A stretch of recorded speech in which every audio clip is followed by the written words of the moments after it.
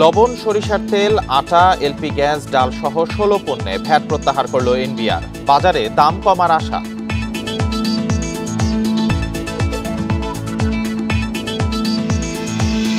প্রাথমিকের শিক্ষক পদে 6,531 জনের নিয়োগে বাধা কাটল। ফলাফল বাতিলে হাইকোর্টের রায় আপিলে স্থগিত।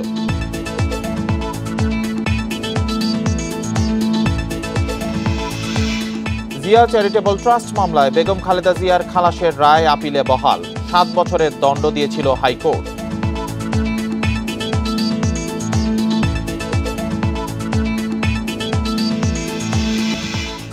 স্বাগত বিরতিহীন সংবাদ দুপুরে। আপনাদের সাথে আছে আমি রাকিব আহমেদ। এতক্ষণ শিরোনামগুলো জানাচ্ছিলাম, এবার জানাবো বিস্তারিত খবর।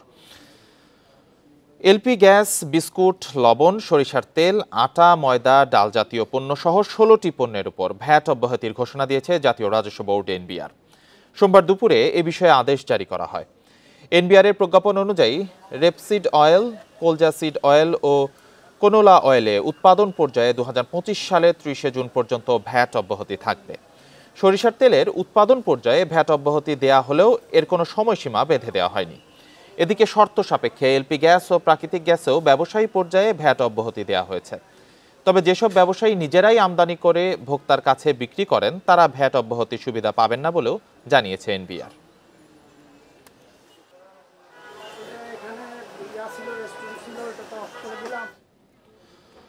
প্রাথমিক বিদ্যালয়ের সহকারী শিক্ষক পদে নিয়োগে 6,531 জনকে নির্বাচন করে প্রকাশিত চূড়ান্ত ফলাফল বাতিল ঘোষণা করে দেয়া হাইকোর্টের রায় স্থগিত করেছেন আপিল বিভাগ। এর ফলে ওই শিক্ষকদের নিয়োগে কোনো বাধা থাকল না। প্রধান বিচারপতি সৈয়দ রেফাত আহমেদের নেতৃত্বে সুপ্রিম কোর্টের আপিল বিভাগের পূর্ণাঙ্গ বেঞ্চ এ আদেশ দেন। 18 ফেব্রুয়ারি হাইকোর্টের রায়ের বিরুদ্ধে প্রাথমিক শিক্ষা অধিদপ্তর আবেদন করলে 2 মার্চ আপিল বিভাগের পূর্ণাঙ্গ বেঞ্চে শুনানি হয়। পরের সময় আবেদনের প্রেক্ষিতে একদিন পেছানো হয়। এর আগে 6 ফেব্রুয়ারি সহকারী শিক্ষক পদে ঢাকা চট্টগ্রাম বিভাগের 6,531 জনের নিয়োগ বাতিল করে রায় দেয় হাইকোর্ট।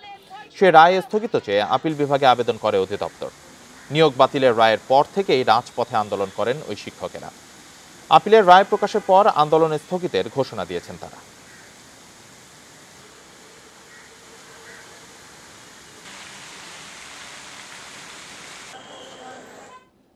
এ নিয়ে আরো জানাতে হাইকোর্ট চত্বর থেকে যোগ দিয়েছেন সহকর্মী জাহিদুল বাশার। জাহিদুল বাশার, হাইকোর্টের পূর্বের রায় তো স্থগিত করেছে আপিল বিভাগ, তো সেক্ষেত্রে সহকারী শিক্ষক পদে যারা নিয়োগের অপেক্ষা আছেন তাদের কি আর কোনো বাধা থাকলো কিনা, বিস্তারিত জানাবেন এই বিষয়টি নিয়ে।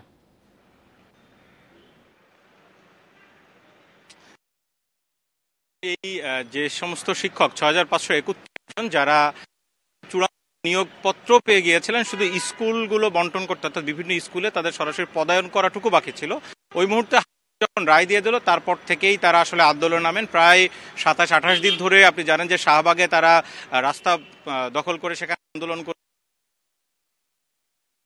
তারা বিভিন্নভাবে বিপর্যস্ত হয়েছে। সেই খবরগুলো আমরা দেখেছি। আজ কিছুক্ষণ আগে এই রায়ের পরে তারা সেই আন্দোলন, চলমান আন্দোলন, সেটি প্রত্যাহার করে নিয়েছে। এখানে আজকে আদালতে আমরা ছিলাম, এখানে অ্যাটর্নি জেনারেল তিনি বলেছেন, এবং এটি মূলত তাদের পক্ষের যুক্তি, যে এই নিয়োগ কিন্তু 2019 সালে দেয়া হয়, অর্থাৎ তখনকার যে কোটা পদ্ধতি ছিল সেই পদ্ধতি মেনে 2019 সালের প্রজ্ঞাপন অনুযায়ী নিয়োগ হয়। তো 8টি বিভাগ ভাগ 3 ধাপে, 2 ধাপের নিয়োগ এরই মধ্যে শেষ হয়ে গেছে। এবং চট্টগ্রাম বিভাগের তারা আসলে এই 6,531 জনের মধ্যে নয়, তারা রিট পিটিশন দাখিল করার ফলে, যেটি এই 5 আগস্টের পরে হয়। কিন্তু তাদের বক্তব্য হচ্ছে, যেহেতু এত বড় আন্দোলন হয়ে গেল, শেখ হাসিনা সরকার পদত্যাগ করতে বাধ্য হলো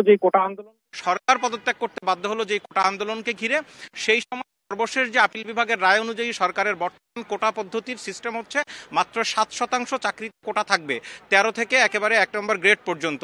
তো সেই হিসেবে তারা বলেছেন যে 93% মেধার নিয়োগ প্রক্রিয়া। হাইকোর্ট কিন্তু তাদের পক্ষে রায় দেয়, অর্থাৎ হাইকোর্ট বলেছেন যে 6,531 জন, এখানে কোটা যদি হিসাব করা হয় প্রায় 84% কোটা মেনে কিন্তু এই রায়টি 6,531 জনের নিয়োগ দেওয়া হয়ে গেছিল। তার কারণ হচ্ছে, আপনি জানেন যে প্রাইমারিতে প্রাথমিক শিক্ষা নিয়োগে 60% নারী কোটা এবং 20% পুরুষ কোটা, আর 4% হচ্ছে বিজ্ঞান কোটা, 84% হচ্ছে কোটার বলেই কিন্তু 6,531 জনের নিয়োগ দেওয়া হয়। সেক্ষেত্রে একটু ক্যালকুলেট করলে আমরা যেটি পাই যে 6,531 জনের মধ্যে 5,500 জনই হচ্ছে কোটা এসছে। তো যাই হোক, রিট পিটিশনারদের মূল যুক্তি ছিল এখানে সেখানে যে এই পদ্ধতিটি বাতিল করে মেধার ভিত্তিতে যাতে দেওয়া হয়, হাইকোর্ট সেই অনুযায়ী রায় দিয়েছিলেন। তাদের সেই আপিল গ্রহণ করে যে নতুন করে আবার রেজাল্ট প্রকাশ করা হবে, যেখানে সব কোটা বাতিল করে চলমান যে কোটা পদ্ধতি এই 5 আগস্টের পরবর্তীতে যেটি চলছে 93% মেধার ভিত্তিতে নিয়োগ দেওয়া হয়। আজকে অ্যাপিলেট ডিভিশন সেই রায়টি স্থগিতাদেশ দিয়েছেন, অর্থাৎ সেই রায়টি এখন স্থগিত। এর ফলে যেটি হলো 6531 জন যাদেরকে নিয়োগের জন্য সুপারিশ করা হয়েছিল তাদের নিয়োগ দিতে আপাতত আর কোনো বাধা নেই। এখানে আরেকটি বিষয়, আজকে আদালতে কিন্তু একজন বিচারপতি এই নিয়ে খুব ক্ষোভ প্রকাশ করেছেন যে এই রায়টি যখন হাইকোর্ট থেকে বাতিল করা হয় তখন 6531 জনের মধ্যে যারা হাইকোর্ট ডিভিশনের মধ্যে আন্দোলন করেছে, হাইকোর্টের দরজায় আঘাত করেছে, সেখানে লাথি মেরেছে, কারা হাইকোর্টের যে নর্মস ভঙ্গ করেছে তাদেরকে চিহ্নিত করতে বলেছেন অ্যাপিলেট ডিভিশনের বিচারপতিরা। তারা বলেছেন যে এটি চলতে পারে না, আদালতের রায় পছন্দ না হলে তারা অ্যাপেক্স কোর্ট আছে সেখানে যাবেন। আজকে যেমন তারা সেখানে কিন্তু সমাধান পেয়েছেন, কিন্তু এটি কারা করেছেন এই বিষয়টি দেখতে অ্যাটর্নি জেনারেলকে বলেছেন। যাই হোক, সব মিলে আজকে যারা সেই দিন আন্দোলন করেছিলেন, যারা শাহবাগে আন্দোলন করেছেন তারা বেশ খুশি, এবং তারা বলেছেন যে তারা খুব দ্রুত নিয়োগ প্রক্রিয়া শেষ করে তারা স্কুলে জয়েন করতে পারবেন। সেই প্রক্রিয়ার দিকে যেন তাড়াতাড়ি সরকার যায় সেই প্রত্যাশা তারা করেছেন।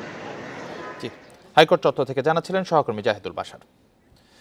জিয়া চ্যারিটেবল ট্রাস্ট দুর্নীতি মামলায় আপিল বিভাগেও খালাস পেয়েছেন বিএনপি চেয়ারপারসন খালেদা জিয়া। 7 বছরের দণ্ড থেকে খালাস দেওয়া হাইকোর্টের রায় বহাল রেখেছে আপিল বিভাগ। সোমবার সকালে বিচারপতি মোহাম্মদ আশফাকুল ইসলামের নেতৃত্বে 3 বিচারপতির আপিল বেঞ্চ এই রায় বহাল রাখেন। বিএনপির আইনজীবীরা বলছেন, শেখ হাসিনা সরকার খালেদা জিয়াকে অন্যায়ভাবে সাজা দিয়ে কারাগারে রেখেছে, তা সর্বোচ্চ আদালতের রায়ে আবারও প্রমাণিত হয়েছে। দুর্নীতি দমন কমিশন বা দুদকের করা জিয়া অরফানেজ ট্রাস্ট ও জিয়া চ্যারিটেবল ট্রাস্ট দুর্নীতি মামলায় 2 বছরেরও বেশি সময় সাজা খেটেছেন বিএনপি চেয়ারপারসন বেগম খালেদা জিয়া। করতে পারেননি নির্বাচনও। তবে সরকার পরিবর্তনের পর গত জানুয়ারিতে আপিল বিভাগ থেকে অরফানেজ ট্রাস্টের মামলা এবং সোমবার খালাস পেলেন চ্যারিটেবল ট্রাস্টের মামলা থেকে। এর আগে গত নভেম্বরে এই মামলায় হাইকোর্ট থেকে খালাস পান খালেদা জিয়া সহ 3 আসামি, মওকুফ হয় অর্থদণ্ড। খালেদা জিয়ার আইনজীবী অভিযোগ করেন, কেবল রাজনৈতিক প্রতিহিংসা থেকেই শেখ হাসিনার নির্দেশে এই মামলা করা হয়েছিল। বেগম খালেদা অনেক হরেন সম্মুখীন হয়েছে, তার এই বয়সে দীর্ঘদিন সেই দেখতে হয়েছে, এবং এই আপনার হাসপাতালে জেলে থাকা অবস্থায় তার সুচিকিৎসা হয়নি, যার জন্য বেগম খালেদা জিয়া সুস্থ, বেগম খালেদা জিয়া জেলে ঢুকলেন হেঁটে, বের হওয়ার সময় হুইল চেয়ারে বেরোতে হয়েছে। জিয়া পরিবারের বিরুদ্ধে যে সমস্ত মামলা যে জজই হাত দিয়েছেন সেই জজই পুরস্কার প্রাপ্ত হয়েছেন। সুতরাং এই মামলাগুলো ভিত্তিহীন। 33 জন সাক্ষীর কেউ এই মামলা বেগম জিয়া যে এখানে এটা আত্মসাৎ করেছে কেউ প্রমাণ করতে পারেন নাই। এদিকে দুদকের আইনজীবী জানান, তৎকালীন প্রধানমন্ত্রী হিসেবে খালেদা জিয়া ক্ষমতার অপব্যবহার করে অন্যায়ভাবে লাভবান হয়েছেন এমন কোনো প্রমাণ পাওয়া যায়নি। হারুনুর রশিদ যখন আয়ু হিসাবে সাক্ষী দেন, তিনি পরিষ্কার করে বলছেন যে আমার তদন্তকালীন সময়ে কোনো ব্যক্তি কিংবা কোনো প্রতিষ্ঠান এইরকম কোনো অভিযোগ করেন নাই যে বেগম খালেদা জিয়া বা অন্য কোনো আসামি তাদের অফিসিয়াল পজিশন ব্যবহার করে পাবলিক সার্ভেন্ট হিসাবে তারা কোনো ব্যক্তি কিংবা কোনো প্রতিষ্ঠান থেকে কোনো টাকা, কোনো ফান্ড সংগ্রহ করেছেন। দুর্নীতির এই মামলায় খালেদা জিয়াকে আগেই সাজামুক্ত করেছিলেন রাষ্ট্রপতি। তবে তিনি কারো অনুকম্পা চান না বলে আইনি লড়াই চালিয়ে নিজেকে নির্দোষ প্রমাণ করলেন। একটি হত্যা ও আরেকটি বিস্ফোরক মামলার নিষ্পত্তি হলেই খালেদা জিয়ার বিরুদ্ধে সকল মামলা নিষ্পত্তি হবে। Zahidul Bashar, Independent News, Dhaka. হঠাৎ অসুস্থ হয়ে রাজধানীর ইউনাইটেড হাসপাতালে ভর্তি হয়েছেন বিএনপি মহাসচিব মির্জা ফখরুল ইসলাম আলমগীর। বিএনপি মহাসচিবের ব্যক্তিগত সহকারী ইউনুস আলী এই তথ্য নিশ্চিত করেছেন। গত সপ্তাহে বেশ ব্যস্ত সময় কাটে মির্জা ফখরুল ইসলাম আলমগীরের। সোহরাওয়ার্দী উদ্যানে বই মেলায় বইয়ের মোড়কও উন্মোচন করেছেন তিনি। সেখানে প্রচুর ধুলাবালি থাকায় তিনি অসুস্থ অনুভব করছিলেন। গত 2 দিন যাবৎ খারাপ লাগছিল তার। পরে গতকাল রাতে চিকিৎসকের পরামর্শে হাসপাতালে ভর্তি হয়েছেন মির্জা ফখরুল।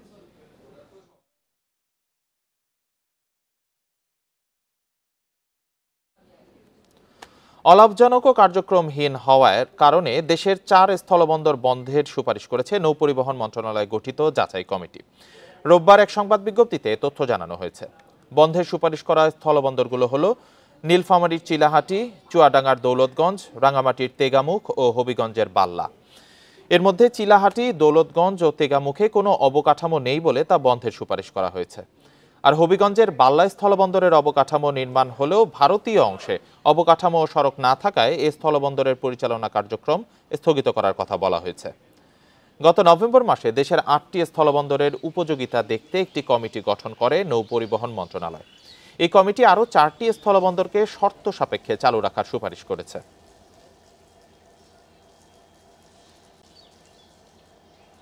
দেখছেন বিরতিহীন সংবাদ দুপুরের পর অন্যান্য খবরের সঙ্গে আরো যা দেখবেন।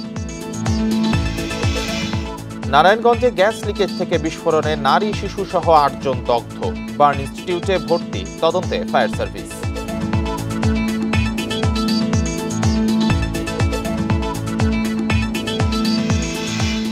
গাজীপুরে শ্রমিকের আত্মহত্যার জেরে কারখানা ভাঙচুর, যানবাহনে আগুন, পরিস্থিতি নিয়ন্ত্রণে ১২ কারখানায় ছুটি।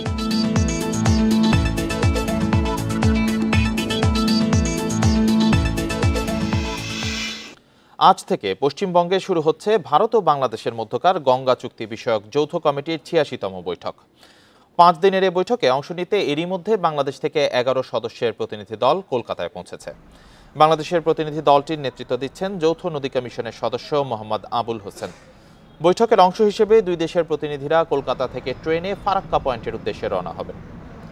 ৩ ও ৪ মার্চ ফারাক্কা ব্যারাজের বিভিন্ন অংশে যৌথ পরিদর্শন অনুষ্ঠিত হবে। ৫ই মার্চ যৌথ কমিটির সদস্যরা আবার কলকাতায় ফিরবেন। ৬ মার্চ কলকাতার একটি ৫ তারা হোটেলে অনুষ্ঠিত হবে গঙ্গা চুক্তি নিয়ে দুদেশের টেকনিক্যাল কমিটির বিশেষজ্ঞদের বৈঠক। পরদিন বাংলাদেশের প্রতিনিধি দলের ঢাকায় ফেরার কথা রয়েছে।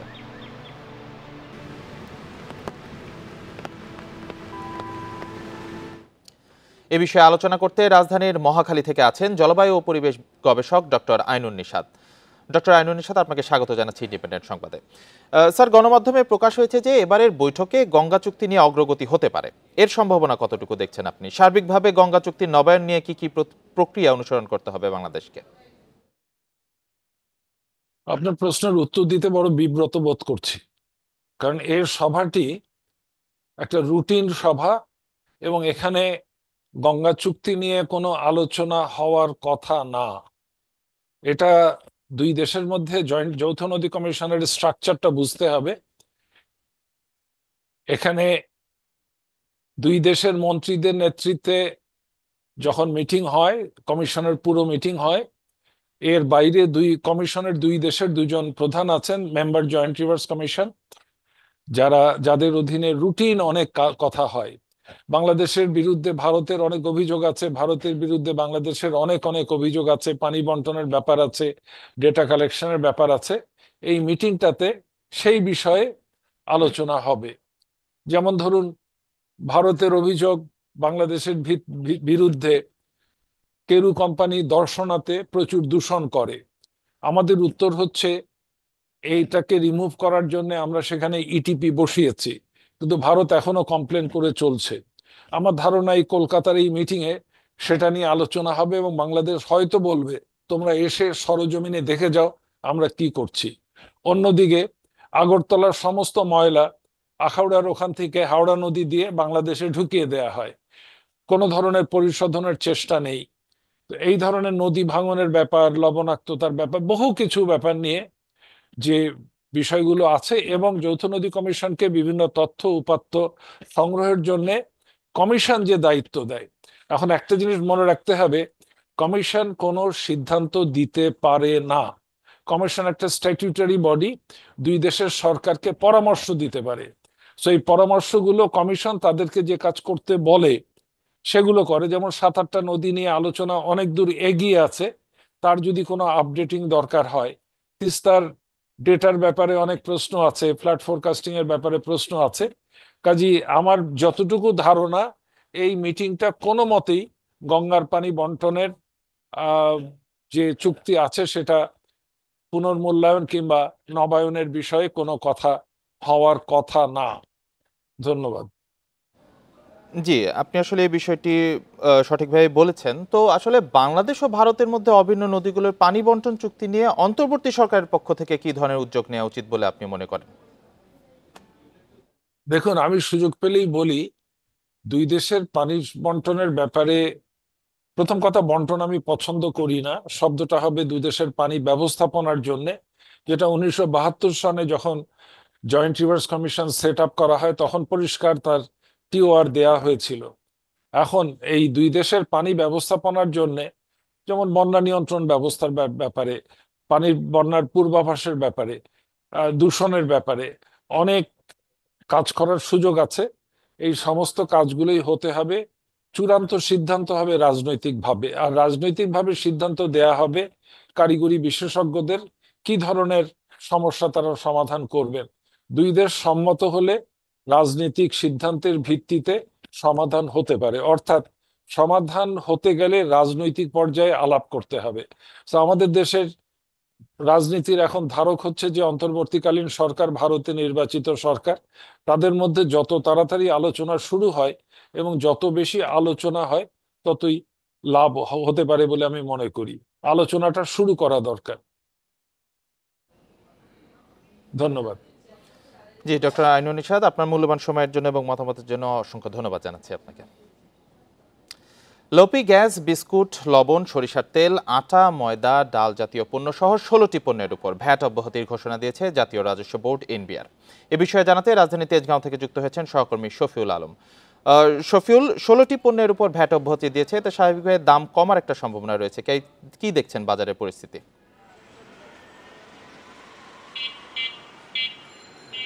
আপনি জানেন যে আমরা যেসব সচরাচর সবসময় দেখতে পাই যে যেই সব প্রজ্ঞাপন হয় বা আদেশ হয় যে এরকম ব্যাট প্রত্যাহার, সেই প্রত্যাহার কিন্তু আসলে কার্যকর হওয়ার ক্ষেত্রে কিন্তু অনেক সময় লাগে। কিন্তু যদি এরকম হয়, ঠিক বিপরীত চিত্র যদি হয় যে আসলে ব্যাট যুক্ত হয়েছে বা কোনো ধরনের সামনে সম্ভাবনা আছে, তখন কিন্তু সে বাজারে সেই ধরনের পণ্যের কিন্তু আসলে সংকট হয়ে যাবে, বাড়তি দাম হয় বাজারে। যদি আমরা একইভাবে বলতে চাই যে এই রকমই আসলে দেখা যাচ্ছে রাজধানীর বাজারগুলোতে, বিশেষ করে কাউরান বাজার বলেন, তেজগাঁও বলেন, এইসব বাজারগুলোতে আসলে যখনই পণ্য দাম কমে যায়, ভ্যাট প্রত্যাহার করে, সেই ক্ষেত্রে কিন্তু আসলে পণ্যগুলি যে দ্রুত যে প্রয়োগ, সেই প্রয়োগের কিন্তু আসলে হয় না। যদিও আসলে এখানে যৌক্তিকতা আছে, কারণ বাজারগুলোতে আসলে যেসব পণ্য ছিল সেই পণ্য কিন্তু হঠাৎ করেই কিন্তু আসলে দাম কমার সম্ভাবনা নেই। একটা পণ্য যখন ভ্যাট প্রত্যাহার করে তখন কিন্তু আসলে সেইখানে এই পণ্যটার কিন্তু একটু সময় লাগে ভ্যাট থেকে আসলে প্রত্যাহার হওয়ার পরে যে প্রক্রিয়ার মাধ্যমে আসলে বাজারেও কিন্তু সে এরকম ঠিক একই পরিস্থিতি। আমরা কিন্তু ভোক্তাদের সাথে আসলে ক্রেতাদের সাথে কথা বলেছি, ক্রেতারা সবসময় অভিযোগ করে যে কোনো পণ্য যখন কর প্রত্যাহার বা ভ্যাট প্রত্যাহার হয় তখন কিন্তু আসলে সেইভাবে কিন্তু আসলে কার্যকর হয় না। এই কার্যকর হতে কিন্তু সময় লাগে। আপনি জানেন যে রাজধানীতে দীর্ঘদিন ধরে কিন্তু তেলের সংকট হচ্ছে। তেলের কথা যদি বললে, বিশেষ করে সয়াবিন তেল, সেই সয়াবিন তেলের কিন্তু সংকট দীর্ঘদিন ধরেই চলছে। বাজারগুলোতে এখন এই সংকটটা চলমান রয়েছে। এই সংকট যখন আসলে তীব্র, সেই সময় কিন্তু সরিষা সহ অন্যান্য কিছু আসলে পণ্যে যে আসলে ভ্যাট প্রত্যাহার করেছে, এই ক্ষেত্রে কিন্তু আরেকটু সময় দিতে হবে। দোকানদারদের সাথেও আমরা কথা বলেছি, দোকানদাররা বলছে তারা যখন উৎপাদনকারী প্রতিষ্ঠান থেকে আসলে সেই পণ্যগুলো পাবে এবং তখন কিন্তু আসলে এই ভ্যাট প্রত্যাহার বা কমার সম্ভাবনা আছে। এর আগে কিন্তু আসলে সম্ভাবনা খুবই দুরূহ। বাজার পরিস্থিতি নিয়ে রাজধানী তেজগাঁও থেকে জানাচ্ছিলেন সহকর্মী শফিউল আলম। পুরান ঢাকার চকবাজারে ইফতারে প্রতিবারের মতো এবারও অন্যতম প্রধান আকর্ষণ বড় বাপের পোলায় খায়। এই খাবারকে কেন্দ্র করে সাধারণ মানুষের কৌতূহল আর আগ্রহ যেমন বেশি, তেমনি বিক্রেতাদের হাঁক ডাকও বেশি। আর শাহী জিলাপির কদর তুঙ্গে। এই স্বাদের খাবার কিনতে ক্রেতাদের দীর্ঘ লাইন। হরেক রকম আইটেম, থরে থরে সাজানো খাবার। রমজানে পুরান ঢাকার ইফতার মানেই যেন ভিন্ন কিছু। মুখরোচক সব আইটেমে প্রতি বছর জমজমাট হয়ে ওঠে এখানকার ইফতার বাজার। চকবাজারে ঢুকলেই কানে আসবে বড় বাপের পোলায় খায়, ঠোঙ্গায় কইরা নিয়ে যায়। খাবারটি পুরান ঢাকার প্রায় ৮০ বছরের ঐতিহ্যবাহী একটি জনপ্রিয় খাবার। এটি তৈরি করতে প্রায় ১৫ পদের খাবারের আইটেম ও ১৬ ধরনের মশলা প্রয়োজন। মোট ৩১ পদের যে মিশ্রণ তৈরি হয় তারই নাম বড় বাপের পোলায় খায়। এতে আছে মুরগির মাংস, মাংসের কিমা, সুতি কাবাব, ডাবলি, গরুর মগজ, বুটের ডাল, ডিম, আলু, ঘি, বাদাম, কাঁচা ও শুকনো মরিচ সহ নানা রকম মশলা। মান ও দোকান ভেদে এটি বিক্রি হচ্ছে ৮০০ থেকে ১২০০ টাকায়। ইফতারে মন ভোলাচ্ছে শাহী জিলাপি, বিক্রি হচ্ছে ৩২০ টাকা কেজিতে। বিক্রিও বেশ জমজমাট। প্রস্তুতকারকরা জানান এক একটি জিলাপির ওজন হয় প্রায় ৫ কেজি পর্যন্ত। ইতিহাস বলে ঢাকার এই এলাকার ইফতার এমন ঐতিহ্য ৪ শতাব্দীর। একসময় এখানে ইফতার করাকে বলা হতো রোজা খোলাই। আল আমিন হোসেন, ইন্ডিপেন্ডেন্ট নিউজ, ঢাকা। চট্টগ্রামের বাজারে বোতলজাত ভোজ্য তেলের সংকট নিয়ে তেল আমদানি ও উৎপাদনকারীদের সাথে বৈঠক বসেছে প্রশাসন। দেশের অন্যতম ভোগ্যপণ্যের বাজার খাতুনগঞ্জে তদারকিতে গিয়ে একথা বলেন city mayor doctor Shahadat Hossain. দুপুরে খাতুনগঞ্জে যৌথভাবে অভিযান চালায় জেলা প্রশাসন ও সিটি কর্পোরেশন। এ সময় বাজারে বোতলজাত ভোজ্য তেলের বিষয়ে খোঁজ নেন সিটি মেয়র। বেশিরভাগ দোকানেই বোতলজাত তেল না পাওয়ায় এ নিয়ে কাল তেল উৎপাদনকারী ও আমদানিকারকদের সাথে বৈঠক হবে বলে জানান তিনি। এ সময় বাজারে সিন্ডিকেট ভাঙতে তৎপর থাকার কথা উল্লেখ করে জেলা প্রশাসক জানান, পুরো রমজানে বাজার তদারকিতে 400টি অভিযান চালানো হবে। খাতুনগঞ্জের অভিযানে মূল্য তালিকা না থাকায় 3টি প্রতিষ্ঠানকে 17,000 টাকা জরিমানা করা হয়।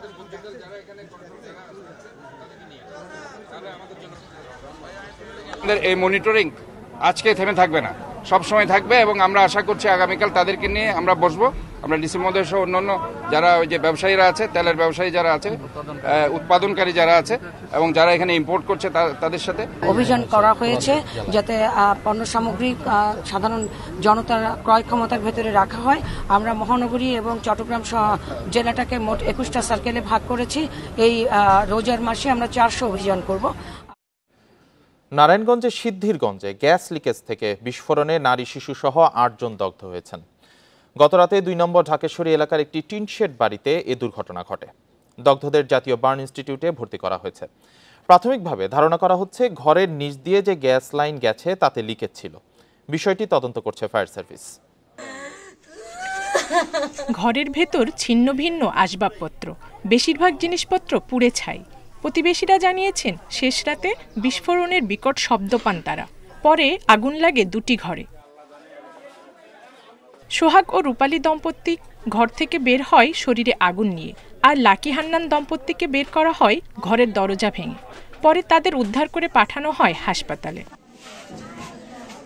নারায়ণগঞ্জের চাষাড়ার টিন শেডের বাড়িটিতে গ্যাস লাইনের লিকেজ থেকে বিস্ফোরণে নারী ও শিশুসহ দগ্ধ হন 8 জন।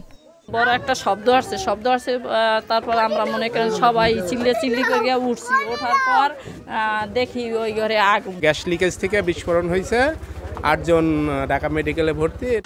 ফায়ার সার্ভিস বলছে ঘরের নিচ দিয়ে গ্যাস লাইন গেছে, তাতে লিকেজ ছিল বলে ধারণা করা হচ্ছে। বিষয়টি তদন্ত করে দেখছেন তারা। আমরা সংবাদ পাওয়ার পরে আমরা ঘটনাস্থলে আসছি। আসার পরে আমরা কিন্তু এটা ইনভেস্টিগেশন করে আমরা যেটা দেখেছি যে এখানে গ্যাসের লিকেজ থেকেই আগুনের দুর্ঘটনাটা ঘটছে। দগ্ধ 8 জনকে জাতীয় বার্ন ইনস্টিটিউটে পর্যবেক্ষণে রাখা হয়েছে। চিকিৎসকরা বলছেন দগ্ধদের মধ্যে অনেকেরই শ্বাসনালী পুড়ে যাওয়ায় অবস্থা আশঙ্কাজনক। Independent news. গাজীপুরের ভোগড়া বাইপাস এলাকায় এক শ্রমিকের আত্মহত্যার জেরে কারখানা ভাঙচুর ও যানবাহনে আগুন দেওয়ার ঘটনা ঘটেছে। অপ্রীতিকর পরিস্থিতি এড়াতে 12 কারখানায় ছুটি ঘোষণা করা হয়েছে। বিক্ষুব্ধদের দাবি, প্যানোরামা অ্যাপারেলস কারখানার শ্রমিক আফসানা আক্তার লাবণী গতকাল অসুস্থতার কারণে ছুটি চেয়েও না পেয়ে 7 তলা থেকে লাফিয়ে আত্মহত্যা করেন। এর জেরে সকাল 8:30টার দিকে বিক্ষোভ শুরু করেন শ্রমিকরা। এক পর্যায়ে তারা কারখানার জানালার কাজ ভাঙচুর করে এবং একটি প্রাইভেট কার ও বেশ কয়েকটি মোটরসাইকেলে আগুন দেয়। তাদের অবরোধে প্রায় 1.5 ঘন্টা বন্ধ ছিল ঢাকা ময়মনসিংহ মহাসড়কে যান চলাচল। পরে সেনাবাহিনী, শিল্প পুলিশ ও মহানগর পুলিশ ঘটনাস্থলে গিয়ে পরিস্থিতি নিয়ন্ত্রণে আনে। এদিকে পুলিশের দাবি, পারিবারিক কলহের জেরে লাবণীর আত্মহত্যার পর অভিযুক্ত স্বামীকে গ্রেপ্তার করা হয়েছে। ছুটি না পেয়ে আত্মহত্যার গুজব ছড়িয়ে আজ ভাঙচুর ও যানবাহনে আগুন দেওয়ার ঘটনা ঘটেছে। পারিবারিক চাপে পড়ে এই গার্মেন্টসে কাজ নিয়েছেন, এটা নিয়ে তাদের পারিবারিক একটা দ্বন্দ্ব ছিল এবং এই পারিবারিক দ্বন্দ্বের জের ধরেই উনি আত্মহত্যার পথটা বেছে নেন। শ্রমিকরা সকালে এসে এই প্যানোরামাতে এই বিষয়টাকে একটা গুজব সৃষ্টি করে এই প্যানোরামা গার্মেন্টসটিকে প্রথমে ভাঙচুর করে এবং তার ফলশ্রুতিতে আরও কিছু গার্মেন্টস শ্রমিকরা আশেপাশের গার্মেন্টস থেকে নেমে রাস্তা অবরোধ করে। আর এই ছিল এখনকার সংবাদে। ইন্ডিপেন্ডেন্ট টেলিভিশনের সব খবর আরও বিস্তারিত জানতে চোখ রাখুন ফেসবুক, ইউটিউব, এক্সের সাথে থাকার জন্য ধন্যবাদ সবাইকে।